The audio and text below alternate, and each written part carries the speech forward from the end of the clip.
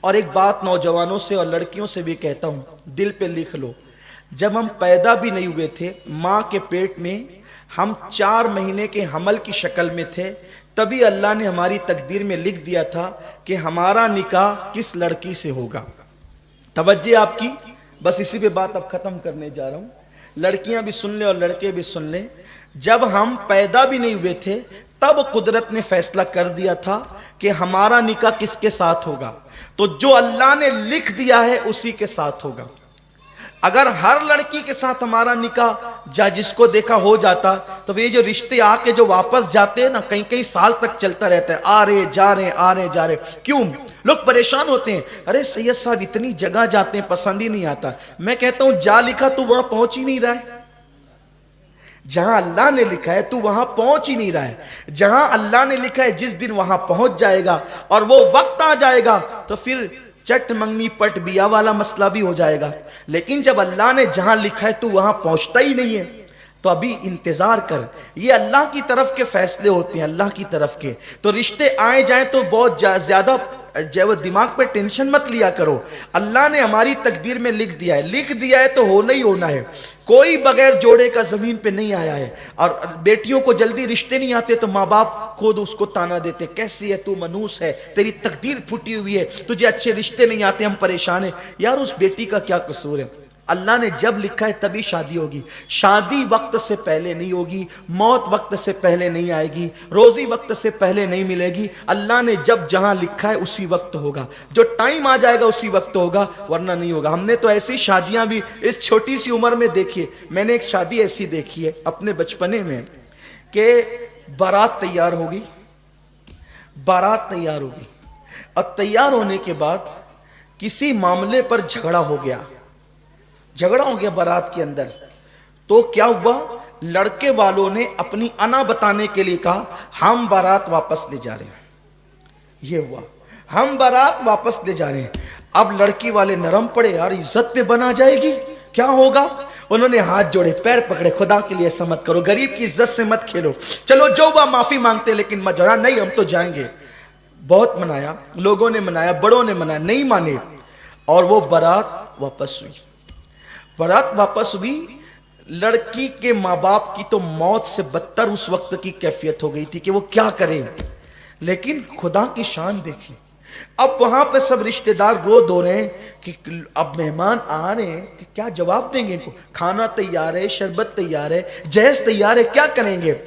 ایسے میں ایک لڑکا اپنی ماں اور اپنے باپ کے ساتھ شادی میں شرکت کے لیے آیا تھا، اور وہ بہت مالدار گھرانے کے تھے۔ وہ جو بارات آئی تھی اس سے بہت مالدار گھرانے کے وہ لوگ تھے۔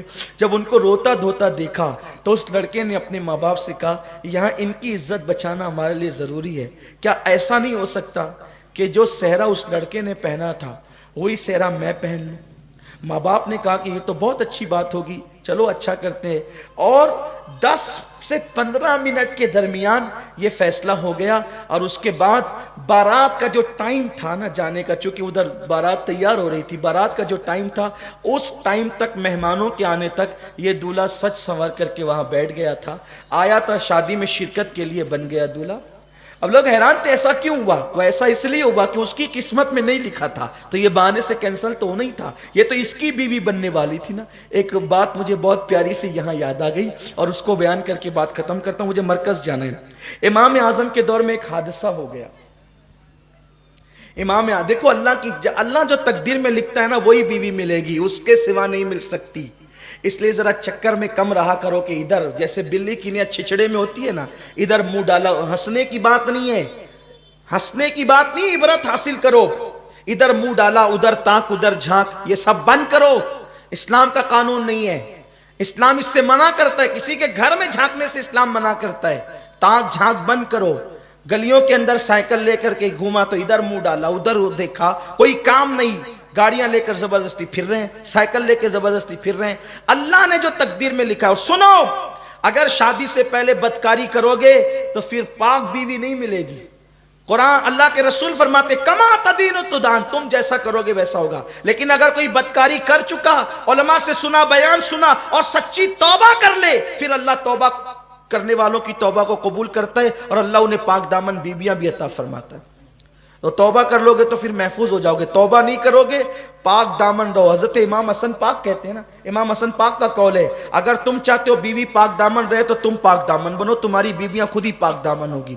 अगर चाहते हो बेटियां पाक दामन रहे तो तुम पाक दामन बनो, तुम्हारी बेटियां पाक दामन होगी। अगर चाहते हो कि बेटे पाक दामन रहे, तुम पाक दामन बनो, तुम्हारे बेटे पाक दामन होंगे, तुम्हारी नस्लें पाक दामन होगी इंशाअल्लाह, अगर तुम पाक दामन रहोगे तो जो तकदीर में लिखा है वही मिलने वाला है, उससे ज्यादा नहीं, उससे कम नहीं।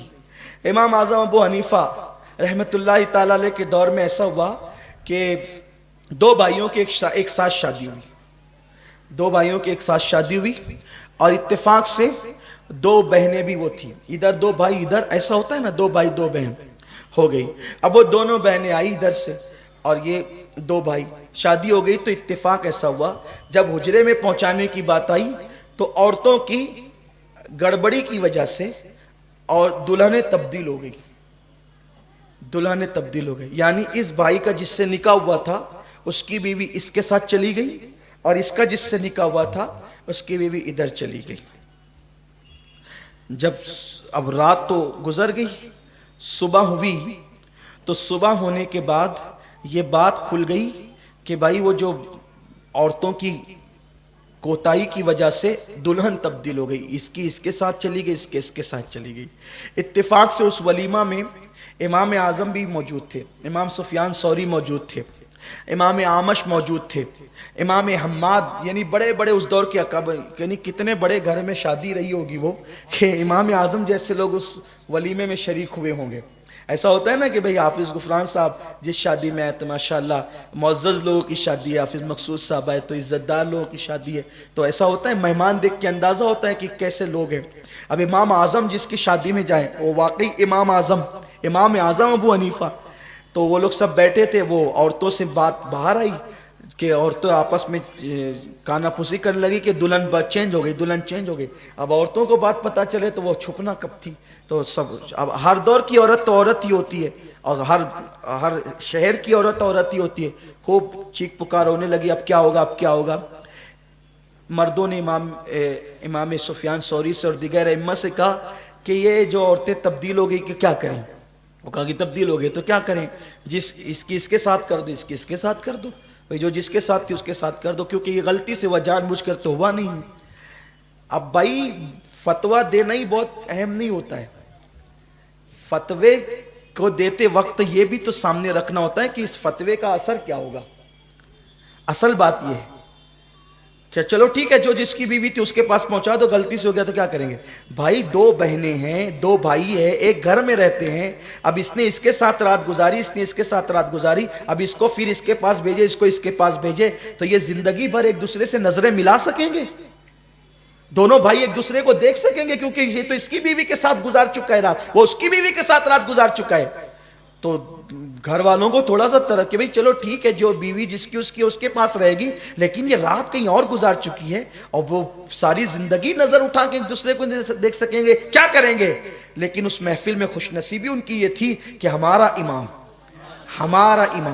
इमामुल अइम्मा सिराजुल उम्मा काशिफुल गुम्मा नौमान बिन साबित, जिस पर फिक्र को नाज है, जिस पे इस्लाम को नाज है, जिस पर मुस्तफ़ा जाने रहमत को नाज है, वो इमाम आजम अबू हनीफा फरमाते हैं ये फतवा तो अपनी जगह है कि हर औरत अपनी शौहर के पास चली जाए, लेकिन कुछ समाज का भी तो मामला है, कुछ घरेलू भी तो मामलात है। एक काम करो, दोनों दूल्हे को मेरे पास बुलाओ। वो दोनों दूल्हे आए, आपने उससे पूछा तूने जिसके साथ रात गुजारी वो तुझे पसंद है? उसने कहा हाँ।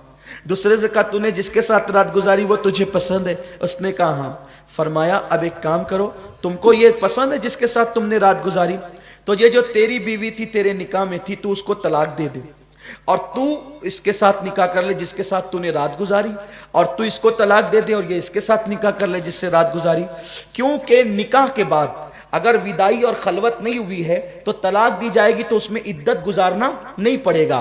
तो इधर उसने उसको तलाक दे दिया, इधर उसने उसको तलाक दे दिया, और जिसने जिसके साथ रात गुजारा वो उसी की बीवी हो गई, इसने इसके साथ रात गुजारा उसी की बीवी हो गई। देखो निकाह होने के बाद भी कुदरत ने जहां लिखा था, जो जिसको मिलनी थी वो उसी को मिली ना, निकाह भी हो गया है। निकाह होने के बाद भी तो कुदरत का लिखा नहीं टलता, ला तब्दील लिकलिमातिल्लाह। तो और लड़कियों को अगर रिश्ते लेट आते हैं वो बहुत बेचैन होती है कि अरे मुझे रिश्ते नहीं आ रहे हैं, फिर वो कभी कभी गलत कदम उठाती है। लड़के भी उनका अच्छा रिश्ता नहीं होता, बहुत फील करते, अरे यार जो देख के जाता है फिर ना कह देता है, मेरे अंदर कमी कैसे ये सब बताएं, देख के जाते ना कहते। मेरे भैया तेरे अंदर कोई कमी नहीं है, वो तेरे लिए लिखी नहीं थी जिसके माँ बाप तुझे देखने आए थे। मेरी बेटी तेरे अंदर कोई कमी नहीं है, वो तेरे लिए लिखा हुआ नहीं था जिसके लिए जिसके माँ बाप तुझे देखने आए थे। अरे जिस दिन लिखा हुआ आ जाएगा फिर उस दिन नहीं भी देखेंगे तो भी तेरा निकाह हो जाएगा। तो इसलिए अल्लाह के फैसलों पे राजी रहना चाहिए और अपनी बेटियों का निकाह वहां कीजिए जो लोग नबी ये पाक के वफादार हों। जो नबी का वफादार नहीं वो आपकी बेटी का भी वफादार नहीं हो सकता। अल्लाह ताला तौफीक